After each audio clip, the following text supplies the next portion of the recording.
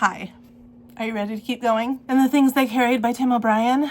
The last time we talked, we had just finished talking about speaking of courage.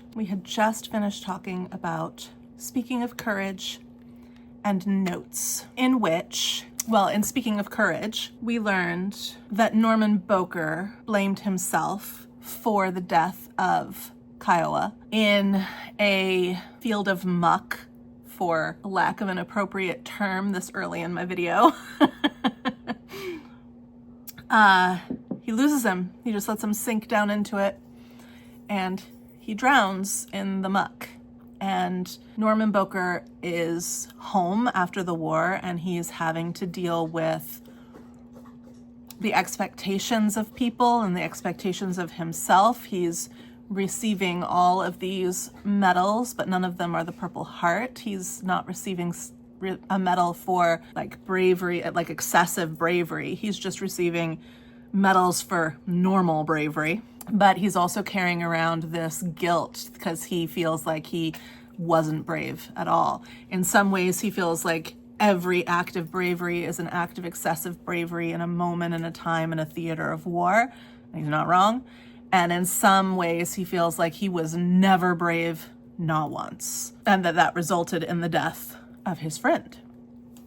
But then we read notes, and we see fictional Tim O'Brien speak about how actually the responsibility for the death of Kiowa does not rest with Norman Boker, but with fictional Tim O'Brien. That fictional Tim O'Brien tries to write a story about Norman Boker, which Norman Boker reads, and it's not quite right, and Norman Boker never gets to see the more accurate version, the more correct version that he would have appreciated better, because Norman kills himself. And then fictional Tim O'Brien drops that bomb on you that actually, I killed Kiowa. I let him drown. It was me. And so your mind should flash back to earlier stories, such as The Man I Killed. And your mind should flash back to all the conversations we've had thus far about telling the same story over and over and over to try to get to the truth of it, or at least part of the truth of part of it. And remember that a true war story is never moral, and that sometimes something could never have happened and be truer than the truth. Sometimes a thing might happen and it's a total lie, and sometimes a thing might never happen and be truer than the truth. That is a quote from A True War Story earlier in the book. I'm going to say page 86. I'm going to take a guess. Ooh, and I'm going to be wrong. Going to be so wrong, maybe. Oh, I'm so close. It's page 80. I was only 6 pages off. Page 80 at the top. A thing may happen and be a total lie. Another thing may not happen and be truer than the truth. 5 years ago, I would not have gotten that wrong. Just because I was in this book so much.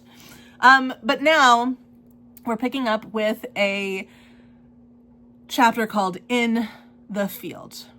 So now we are in the field, the infamous field, the one where Norman Boker claims to have lost his courage, the one where fictional Tim O'Brien claims to be the cause of Kiowa's death, the field where ultimately Kiowa will die.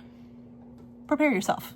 All right, so in the field, at daybreak, the platoon of 18 soldiers formed into a loose rank and began tramping side by side through the deep muck of the field. There's a descriptor there, but I won't say it. Maybe later in the video. They moved slowly in the rain, leaning forward, heads down. They used the butts of their weapons as probes, wading across the field to the river, and then turning and wading back again. They were tired and miserable. All they wanted now was to get it finished. Kiowa was gone. He was under the mud and water, folded in with the war, and their only thought was to find him and dig him out and then move on to someplace dry and warm. It had been a hard night, maybe the worst ever. The rains had fallen without stop, and the Song Trebong had overflowed its banks, and the muck had now risen thigh-deep in the field along the river. A low gray mist hovered over the land. Off to the west there was thunder. soft little moaning sounds, and the monsoons seemed to be a lasting element of the war. The 18 soldiers moved in silence. All right, so we've got a lot of the same things that we keep seeing in the previous stories showing up right here in the beginning. We've got the mist, we've got the river, we've got the baptism, we've got the sounds far off, we've got Lieutenant Jimmy Cross. I haven't said his name yet, but we've got Lieutenant Jimmy Cross, and we've got men humping. Remember, to hump means to carry your stuff from one place to another. We've got men humping across, but this time we're looking for someone. We haven't looked for someone yet. So this is an added layer here. We're looking for Kiowa. And we've got the silence. We've got the silence. So first Lieutenant Jimmy Cross went first, now and then straightening out the rank, closing up the gaps. Jimmy, always trying to close up the gaps. His uniform was dark with mud. His arms and face were filthy. Early in the morning, he'd radioed in the MIA report, the Missing in Action report, given the name and the circumstances. But now he was determined to find his man no matter what, even if it meant flying in slabs of concrete and damming up the river and draining the entire field. He would not lose a member of his command like this. It wasn't right. Kiowa had been a fine soldier and a fine human being. We're going to scooch down a little bit to the bottom of that same page. We're going to pick up at the filth. The filth seemed to erase identities, transforming the men into identical copies of a single soldier, which was exactly how Jimmy Cross had been trained to treat them, as interchangeable units of command. It was difficult sometimes, but he tried to avoid that sort of thinking. He had no military ambitions. He preferred to view his men not as units, but as human beings. Go back. Kiowa had been a fine soldier and a fine human being. He preferred to view his men not as units, but as human beings. In a way, actual Tim O'Brien, as he writes this story, the same singular story, and we're getting closer and closer to it, he has reduced every aspect of the story, which we're getting closer and closer to a series of units.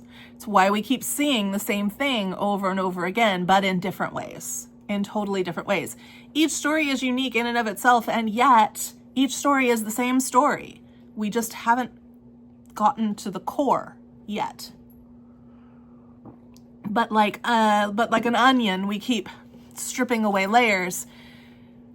Each layer is unique, but each layer is the same. We're getting closer to the core. And Kiowa had been a splendid human being, the very best, intelligent and gentle and quiet-spoken, very brave too, speaking of courage, and decent. The kid's father taught Sunday school in Oklahoma City, where Kiowa had been raised to believe in the promise of salvation under Jesus Christ. Church, the story, church. And this conviction had always been present in the boy's smile, in his posture toward the world, in the way he never went anywhere without an illustrated New Testament that his father had mailed to him as a birthday present back in January. A crime, Jimmy Cross thought. Looking out toward the river, he knew for a fact that he had made a mistake setting up here. The order had come from higher, true, but still, he should have exercised some field discretion. He should have moved to higher ground for the night, should have radioed in false coordinates. There was nothing he could do now, but still, it was a mistake and a hideous waste. He felt sick about it. Jimmy Cross is taking the responsibility. Norman Boker has taken the responsibility. Fictional Tim O'Brien has taken the responsibility. The higher-ups, making decisions, talking, speaking, telling, and they don't know what they're talking about. We've seen all this. We've seen all this already in different places, but we've seen it all.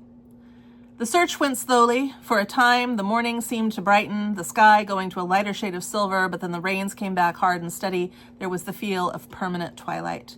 At the far left of the line, Azar, our good friend Azar, and Norman Boker and Mitchell Sanders waded along the edge to the field closest to the river.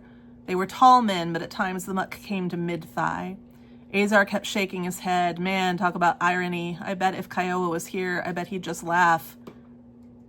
It's your classic irony. Norman Boker tells him to be quiet. Azar, wasted in the waste. You gotta admit, it's pure world-class irony. Skipping, I'm skimming down. When we reached the river, they shifted a few meters to the north and began wading back upfield. Occasionally, they used their weapons to test the bottom, but mostly they just searched with their feet. And I have a note to go to page 16, and I'm not remembering why that is, but let's go to page 16. Page 158. Ah, like cement, Kiowa whispered. In the dark. I swear to God, boom, down, not a word. I've heard this, said Norman Boker. A pisser, you know, still zipping himself up, zapped while zipping. All right, fine, that's enough. Yeah, but you had to see it. The guy just, I heard, man, cement. Shut up. Kiowa shook his head sadly and glanced over at the hole where Lieutenant Jimmy Cross sat watching the night. The air was thick and wet. A warm, dense fog had settled over the paddies, and there was a stillness that precedes rain. Go back to page 158. You're in the wet, you're in the muck. Kiowa's in a hole somewhere in the muck. He sank like cement. And here Norman Boker is telling Kiowa to be quiet. And here on 158, on page 16, Boker's telling Kiowa to be quiet. And on 158, Boker is telling Azar to be quiet. And Azar keeps saying these things like, they're crude and they're funny, but they're crude. And so I hesitate to say them, but like go back and read them because the similarities are there. It's, zapped while zipping, wasted in the waste. It's the same thing, but different. Same, but different. Morning is cold and wet. So this is morning. On page 16 is night. We're skipping ahead. On page 160, last paragraph, Jimmy Cross did not want the responsibility of leading these men. We know this. He hasn't wanted it since the beginning. Like, since we first met him, we know this is too much for him. He's too young. It's too much. Jimmy Cross did not want the responsibility of leading these men. He had never wanted it. In his sophomore year at Mount Sebastian College, he had signed up for the Reserve Officer Training Corps without much thought. An automatic thing, because his friends had joined and because it was worth a few credits and because it seemed preferable to letting the draft take him. He was unprepared.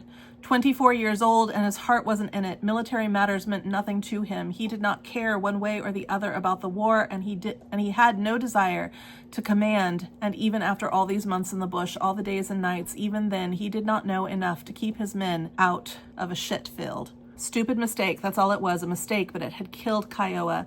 Lieutenant Jimmy Cross felt something tighten inside him. In the letter to Kiowa's father, he would apologize point blank, just admit to the blunders. So we've got letters to women, we've got letters from women, we've got letters to sisters, but here we have, all the things are falling out of my book. I'm just trying to catch them and put them back. But here we have Jimmy Cross writing a letter to Kiowa's father to tell him about Kiowa's death. He would place the blame where it belonged. Tacitly, he'd say it was indefensible ground from the start, low and flat. So he would take the responsibility. We go down further. I've got a little constellation going here across these two pages. So follow along. Jimmy Cross, my fault, the boy, which I say is Tim, and then we've got a flashlight. So, my own fault, he would say. Straightening up, First Lieutenant Jimmy Cross rubbed his eyes and tried to get his thoughts together. The rain fell. Off toward the river, he again noticed the young soldier standing alone in the center of the field. The boy's soldiers were shaking. So we're calling him the boy, but this is young Tim O'Brien. Or fictional Tim O'Brien. Maybe it was something in the posture of the soldier or the way he seemed to be reaching for some invisible object beneath the surface, but for several moments Jimmy Cross stood very still afraid to move, yet knowing that he had to, and then he murmured to himself, "My fault," and he nodded and waded out across the field toward the boy. The young soldier was trying hard not to cry. He too blamed himself, bent forward at the waist, groping with both hands. So what we should be taking away from this is that it's everybody's fault. It's nobody's fault. It's war. It is what it is. It is what it is, man. To quote the book. There it is. There it is, man. He pictured Kiowa's face. I'm on 163. I keep jumping around. He pictured Kiowa's face. They'd been close buddies, the tightest, and he remembered how last night they had huddled together under their ponchos, the rain cold and steady, the water rising to their knees. but how Kiowa had just laughed it off and said that they should concentrate on better things. He remembered switching on his flashlight, a stupid thing to do. They're looking at pictures of girlfriends. She's cute, he'd said. And then the field exploded all around them. So we've got a flash of light again. We've got this fixation on women again, and how the women are the weakness, the back home is the weakness. Light, a star, a flash, lightning, an explosion. We've got light again. We've got light, and it's leading to death. The flashlight made it happen, dumb and dangerous, and as a result, his friend Kiowa was dead. It's fictional Tim O'Brien who's got the flashlight. And Kiowa falls and he gets sucked in. There was an arm, I'm on 164, there was an arm and a wristwatch and part of a boot. There were bubbles where Kiowa's head should have been. When we get into Field Trip, we'll revisit parts of this. We'll come back. The boy remembers grabbing his boot. He remembers pulling hard, but how the field seemed to pull back like a tug of war. He couldn't win. It's kind of what happens with Marianne in the story of the Song Trebong. Emotionally, she gets pulled into the war. She gets pulled into Vietnam. They try to pull her back, and it just doesn't work. It swallows her whole. He'd lost Kiowa, the weapon, the flashlight, the picture. He remembered wondering if he could lose himself. Skipping ahead even further, down at the bottom of 167. I mean, there's more Azar antics on 166, but down on the bottom of page 167, there's a line. It says, well, Henry Dobbins said it could be worse. I have a note to go to page 117. Let's find out why. Henry Dobbins made the washing motion with his hands. You're right, he said, all you can do is be nice. Treat them decent, you know. Sunlight, the sun is bright. Pontius Pilate. Henry Dobbins said it could be worse. How, man, tell me how, says Dave Jensen. Carefully, trying not to look at the body, they carried Kiowa over the dike and laid him down. They used towels to clean off the scum. Rat Kiley went through the kid's pockets, took out personal things. So they're going to carry all of his things, right? They're going to carry him. They've carried him physically. They're going to carry his things. There's some deconstruction happening back there. Nobody's fault, he said. Everybody's. Norman Boker says that. And then I've got a little line going to, that's near the end of page 168, where you got a little line taking us over to page 169, where it says, when a man died, there had to be blame. Nobody's fault, he said. Everybody's. When a man died, there had to be blame. You could blame the war. You could blame the idiots who made the war. You could blame Kiowa for going to it. You could blame the rain. You could blame the river. You could blame the field, the mud, the climate. You could blame the enemy. You could blame the mortar rounds. You could blame people who were too lazy to read a newspaper, who were bored by the daily body counts, who switched channels at the mention of politics. You could blame whole nations. You could blame God. You could blame the munitions makers or Karl Marx or a trick of fate or an old man in Omaha who forgot to vote. In the field, though, the causes were immediate. A moment of carelessness or bad judgment or plain stupidity carried consequences that lasted forever. For a long while, Jimmy Cross lay floating.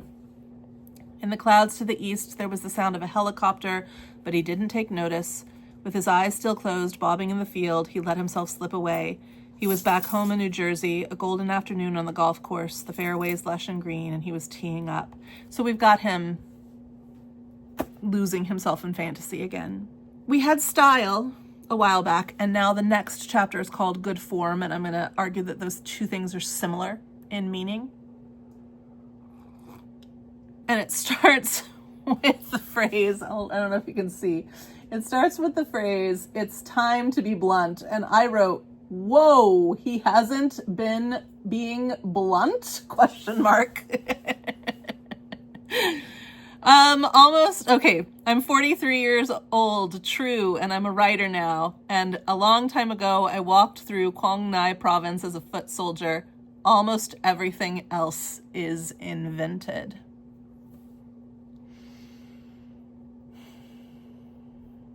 How do you feel? How do you feel reading that? Do you believe him? Is he to be believed? Does it matter? If it matters, it's not a true war story.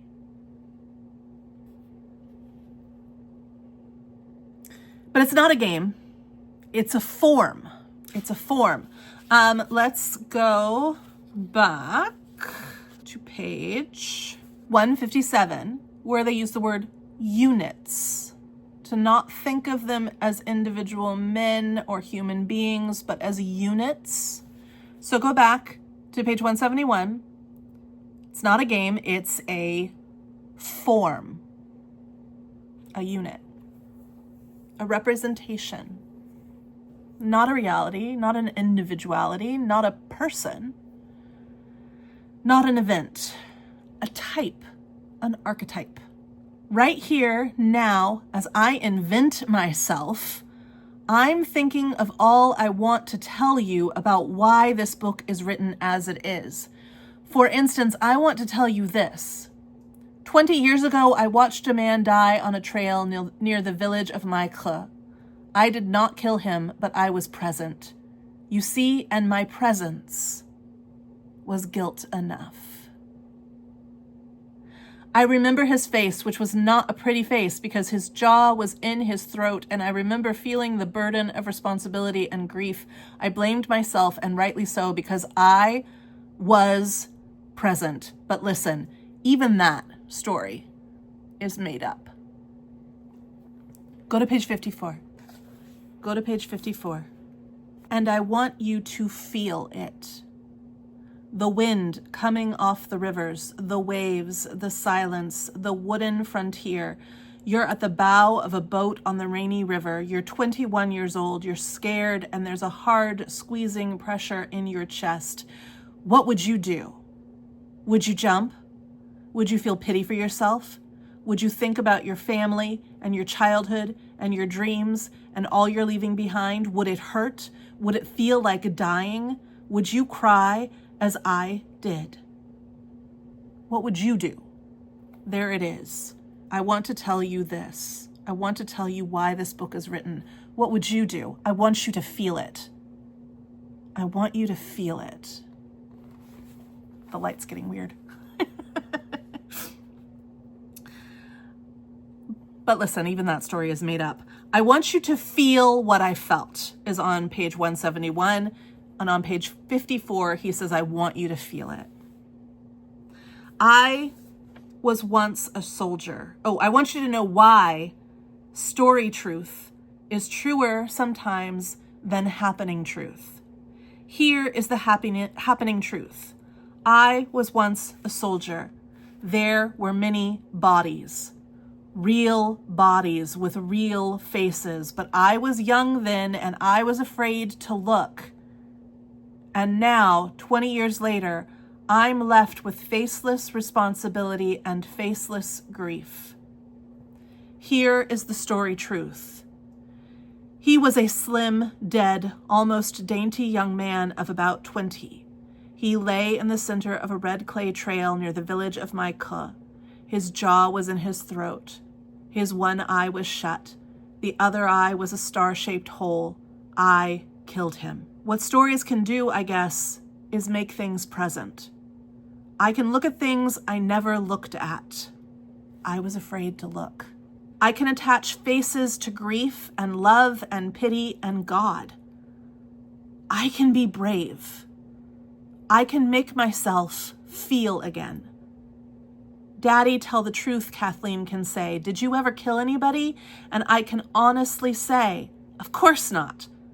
Or I can honestly say, yes. What stories can do is make things present, and I can look at things I never looked at.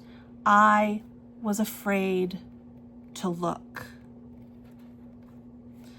I have held off on talking about a huge portion of how to tell a true war story. So let's go there. Let's go there now. Let's go back to a true war story. Because it is the crux of our understanding. It's our key. It starts with, this is true. We've been here before. We've talked about, and I keep quoting and coming back to multiple things in here, but there's a whole storyline that we have not covered because of that line, because of those ideas. This is what a story can do. I was afraid to look. A story can help you look at things that you haven't been able to look at before. So this is true. A true war story is never moral. You can tell a true war story by if it embarrasses you. It's difficult to separate what happened from what didn't happen. It's all exactly true, but maybe it never happened.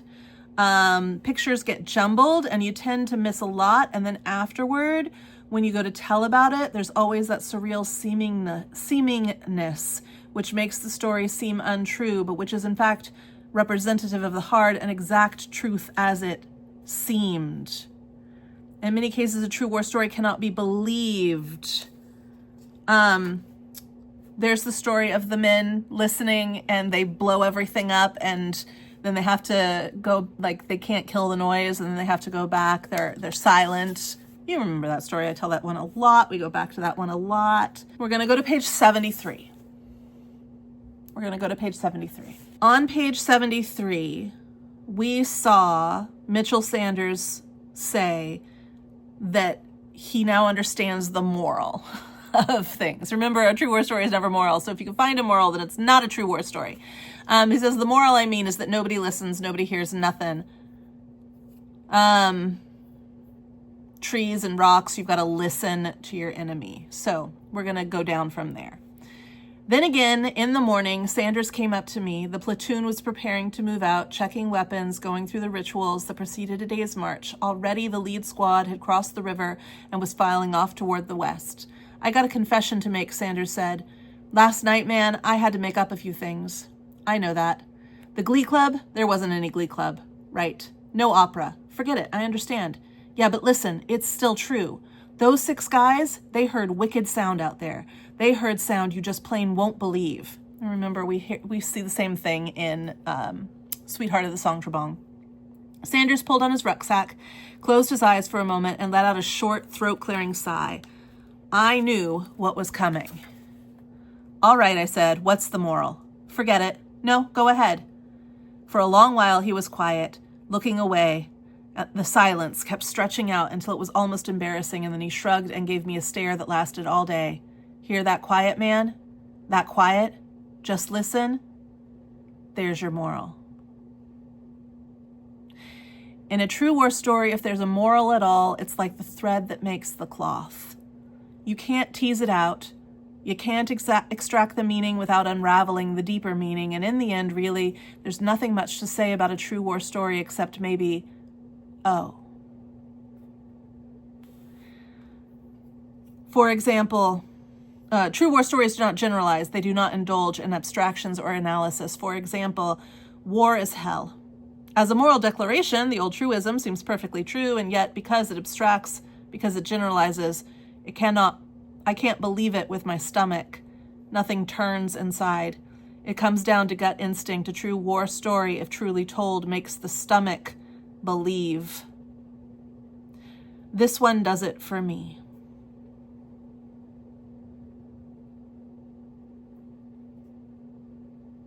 This one does it for me. We crossed that river and marched west into the mountains. I'm on page 74.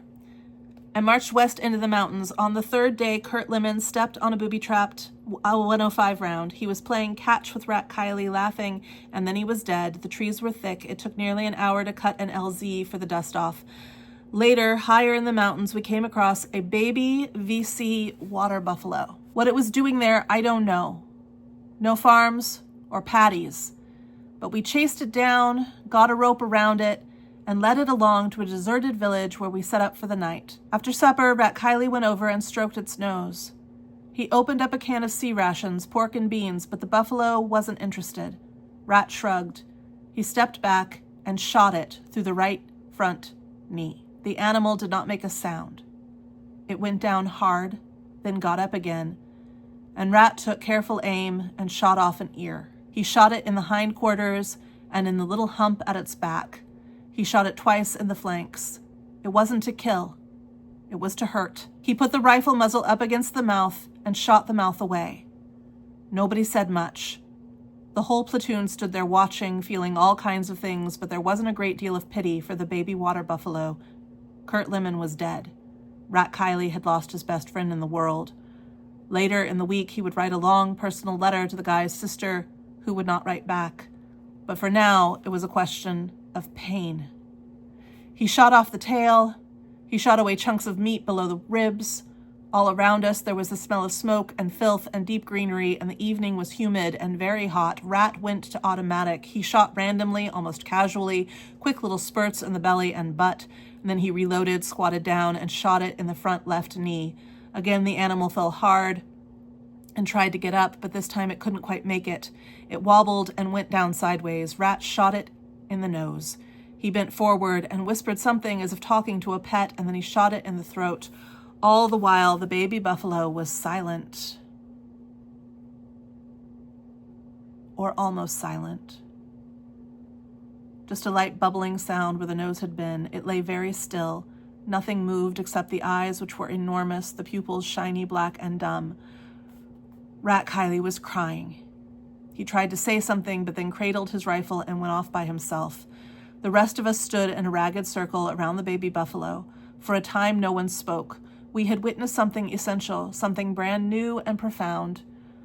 A piece of the world so startling there was not yet a name for it. Somebody kicked the baby buffalo. It was still alive, though just barely, just in the eyes.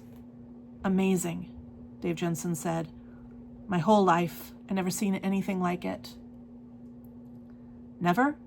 Not hardly. Not once. Kiowa and Mitchell Sanders picked up the baby buffalo.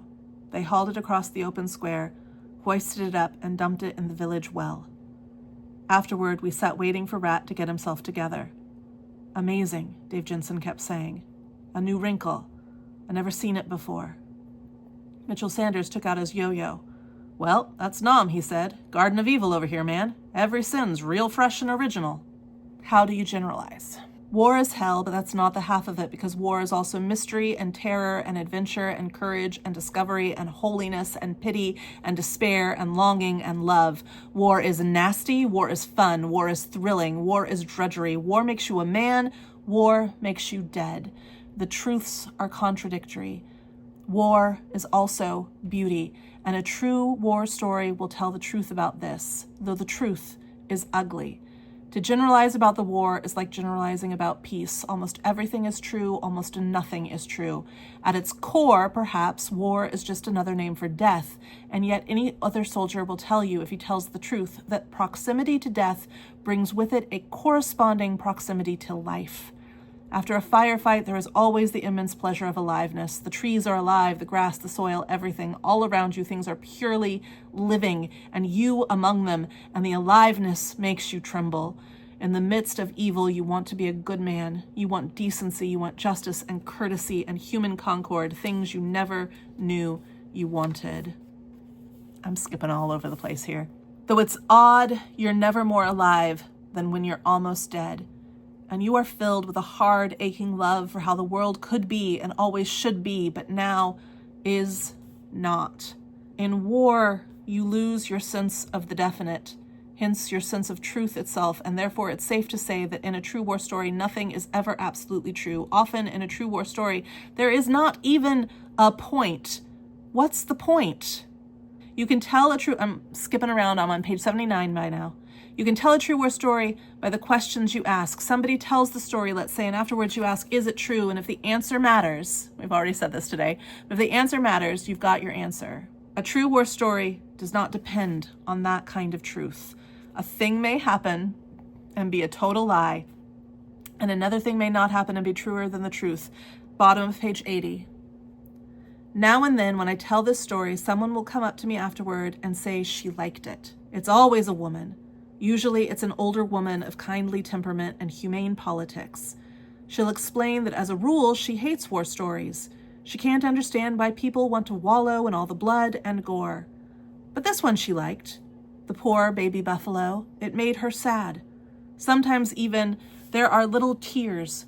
What I should do, she'll say, is put it all behind me, find new stories to tell. I won't say it, but I'll think it. I'll picture Rat Kiley's face, his grief, and I'll think, you dumb woman. That's a paraphrase. Because she wasn't listening. It wasn't a war story about the buffalo. It was a love story. Love for Rat, for Lemon, for life. But you can't say that. All you can do is to tell it one more time patiently, adding and subtracting, making up a few things to get to the real truth. No Mitchell Sanders, you tell her.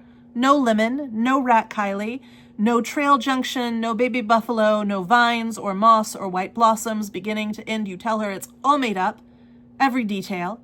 The mountains, the rivers, and especially that poor, dumb baby buffalo. None of it happened. None of it. And even if it did happen, it didn't happen in the mountains. It happened in this little village in the Batnang Peninsula, and it was raining like crazy. And one night, a guy named Stink Harris woke up screaming with a leech on his tongue. You can tell a true war story if you just keep on telling it. And in the end, of course, a true war story is never about war. It is about sunlight. It is about the special way that dawn spreads out on a river when you know you must cross the river and march into the mountains and do things that you are afraid to do. It's about love and memory. It's about sorrow. It's about sisters who never write back and people who never listen. We're going to come back to that baby buffalo in a couple more stories. But for the moment, think of the baby buffalo as every young soldier who's gone to war. They show up, middle of nowhere, they don't belong there. They get herded around. Somebody takes care of them so they can be killed because everybody's in pain and they don't say a word. Then they get dumped in the water. They get sucked down into the well or the field or the river. We've seen the story before. Never happened. It all happened. It never happened. Time to be blunt. What stories can do, I guess, is to make things present and to make you feel. And if the story of the baby buffalo does not make you feel, maybe the story of Ted Lavender does, or maybe the story of Kurt Lemon, or maybe the story of Norman Boker, or maybe the story of young Tim O'Brien, or maybe the story of the man he killed on the trail, or didn't kill, or killed, or didn't kill, or killed, or didn't kill, or killed. Or maybe the story of Kiowa, or maybe the story of Jimmy Cross. All he can do is keep trying to tell the story in the way that's going to hit you so that you feel it. Because you can't know it, because even if you're there, you don't really know it. But the one thing you shouldn't do is look away. Face it, head on, face it. Originally, I was going to do field trip during this. It really does fit with these stories, but I think I'm going to save it. So the next time we get together well, field trip is kind of short. We're going to save it. We're going to save it. So in October, we'll talk about in the field, ghost soldiers, and nightlife. In November, we'll talk about the lives of the dead. And in December, we'll talk about the whole thing. The whole thing. Oh, I have sticky notes. In this story, O'Brien casts doubt on the veracity of the entire novel. Why? Does it make you more or less interested? These are my teacher questions. What's the difference between happening truth and story truth? I'm sure you can all explain that one. And then explain the significance of the final sentence. Who or what is all finished? Oh, that's from a different story. You haven't read that one yet, but you will. All right, we're gonna stop there. We will do 3 stories. There will be 1 left for November.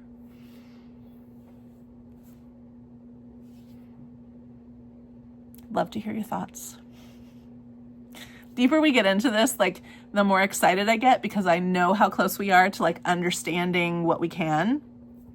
And the deeper we get into it, the heavier it feels too, because it's a heavy book.